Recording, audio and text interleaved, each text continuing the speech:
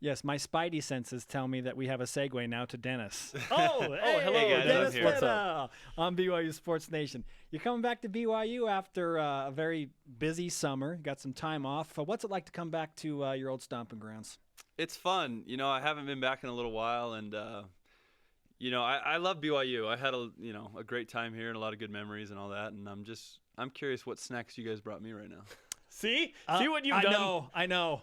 We'll get you something, Dennis. We will not. I don't like jalapeno chips though. I'm more salt and vinegar. You want salt and vinegar chips? Let's see what we've got. What have we done? Just so you know. What for next you've time. done. No, this is on you. No, this is between Bronco Mendenhall and myself. We had you on like 4 to 6 weeks ago on the show. We talked about recovering from a dislocated hip. Yeah. And then making it back to the regular season. Are you fully recovered from that? How long does that take? Yeah, I mean, I feel good. I feel 100%. We just finished our whole off-season program, so the last 8 or 9 weeks we've been back in Baltimore doing OTAs, mini camps, so real full contact practices and all that. And it's felt good. I feel like I'm running well and have some of my explosion and all that back. So I'm in a good place right now. You played a huge part of getting BYU on the national map when you were here with Max Hall and John Beck, and you had double-digit win seasons and ranked teams. Now that you're in the NFL, how much time with your busy schedule do you have to pay attention to the current state of BYU football? Well, I try and follow BYU as much as I can. I mean, it's tough in Baltimore because we don't get a lot of the BYU games. But you get BYUtv, right? I think I do. Yeah. I did. ESPN too. Yeah, I get it. And I watch most of the games when I can, and it's tough because a lot of times we're traveling, on the day that BYU's playing and all that. But I watched most of their games last year, and I try and follow the team as closely as I can. And I don't know many of them anymore. I feel like I've been gone for so long, but it's fun. It's a fun team to watch. And You I'm old excited man. for this next year.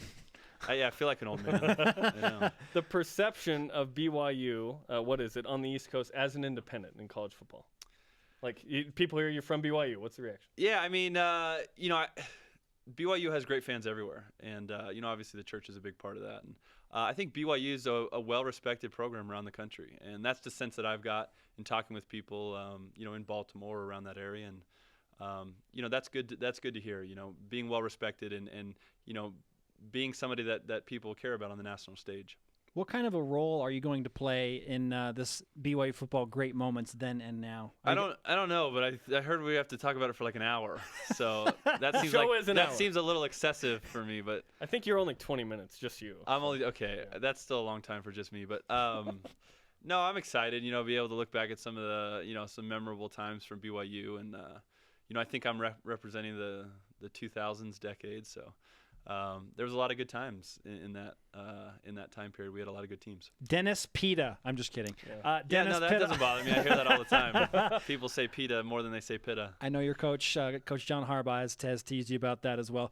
Let's talk about some of those great moments. Most meaningful TD catch, first in your BYU career and then your career overall. Oh, man. My most memorable TD catch was I think it was probably Colorado State. Do you remember that one? Yeah, I do. Your helmet got popped off. Which one? Because you had 2 in the fourth. Right? Yeah, but that wasn't. See, most people think that when my helmet got popped off was the game winner, and I mean that's the most memorable touchdown from that game. But it really, was when you bowled over Michael Reed. But really, that was earlier in the game. Yeah, when I ran over Michael Reed to get in the end zone. That was out. We had 20 seconds left and we were down, and so that was the game-winning touchdown, and so that was actually the one I was referring to. And that was an important game because if we lose to Colorado State that game, that hurts us on the national stage, and so that was a big touchdown, and that was probably my one of my only game-winning touchdowns with 20 seconds like that. So that was a cool one. Let me share a story about that real quick. We were preparing to do a women's volleyball match in the Smithfield House.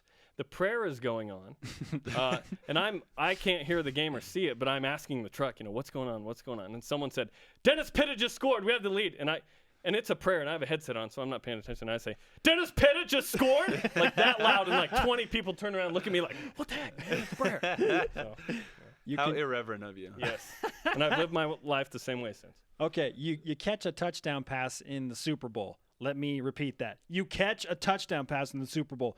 When did the reality of what was happening set in? I don't know if it has yet. You know, it's cool. It was definitely a cool moment. But you're so wrapped up in the game. You know, I think it was in the first or second quarter. It was definitely in the first half when I caught the touchdown. And, you know, you still have a whole half of the Super Bowl to play. And so it's not something you can really get too high on in the moment. But it was cool. You know, looking back, you know, I have the touchdown ball. You know, it's got an inscription on it now, Super Bowl 47. And I think it's really going to mean a lot when, you know, I get older and I can, you know, show that to my kids and be able to kind of relive that moment. We have a couple Twitter questions for you. At iPitta the Fool. Great name. Does Dennis endorse my Twitter handle? Absolutely, I do. I am a full endorser of that Twitter handle. There you go. That is such a good, yes, every time we read it, it's hard not to laugh. At Laser Sheep, you had many catches at BYU where you took hard hits. What was the biggest hit that you took while making a catch? Oh, man. I actually think it was in that Colorado State game. I mean, this was just a great game for me. It was when my helmet got popped up because I got sandwiched between two guys. And fortunately, I thought we were going to show it. No, we're not showing it. You know, fortunately, my face didn't take a beating. That's why, you know, I look so good now. But yeah, I mean, it was a pretty hard hit. I remember getting the wind knocked out of me a little bit, too. So in that moment, are you, if you have the wind knocked out of you and guys are trying to hit you, are you like trying to back them off? Like, I need to breathe here? What's going on? No, it was a pretty cool catch, so I was excited. I didn't worry about breathing at the time. Dennis Who needs Pitta. breathing? Yeah, it's overrated. On BYU Sports Nation, NFL tight end for the Baltimore Ravens, former BYU great. You hold a record in the NCAA, Dennis. I do, yeah. Like, and not a lot of people know about it, but it's unbelievable. I know. I feel like nobody knows about it. I've said it on the Will you show. guys talk about it more? Yes, I'll yes, say we it right will. now for those that don't know. No one has more receiving yards as a tight end in NCAA history than Dennis Pitta. When did you find that out? That's a good question. I think, you know, after my senior year, you know, somebody in Is it like, hey, that's somebody cool? in the media department let me know. Mm-hmm. And it was pretty cool. I didn't know it at the time, but you know, I knew I had some of the BYU records, but you know, having NCAA records kind of it's a cool thing to have. I mean, we'll see if it gets broken. I'm sure it will. Catching the touchdown pass in the Super Bowl versus the Super Bowl TD. I mean, they're both pretty cool. We'll see. Yeah, yeah. Let me think. think about it.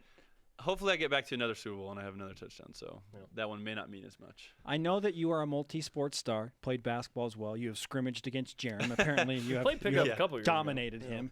But there's this little thing that I've heard from one of our good buddies, John Beck, one of your former teammates and quarterbacks, that basically he said, you should ask Dennis about the time I dunked on him in Montana.